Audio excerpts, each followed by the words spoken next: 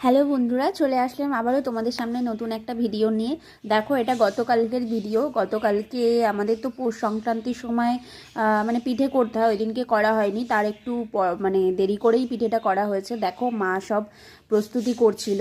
হ্যাঁ, এইদিকে দেখো অনেক রকমই কালকে পিঠে হয়েছে, এইদিকে পায়েস হয়েছে, এদিকে আমি পাটিসাপটাগুলো আমিই করেছি। আমি কখনো করিনি, তবে এই দেখো কত সুন্দর পাটিসাপটা, মা বলছে খুব ভালো হয়েছে।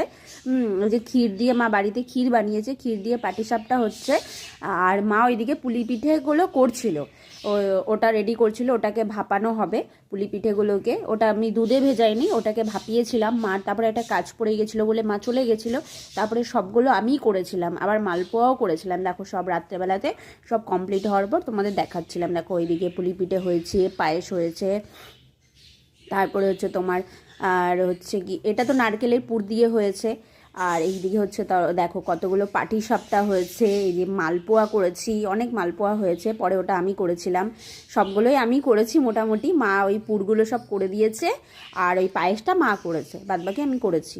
ছোট মানুষ যেরকম পেরেছি সেরকমই করেছি। আর আগেকার দিনের লোকের মতো তো মানে ওরকম অত ভালো করতে পারিনি, তবে যেটুকু পেরেছি সেটুকু করেছি। তোমরা কে কে খাবে চলে আসো আমার বাড়িতে।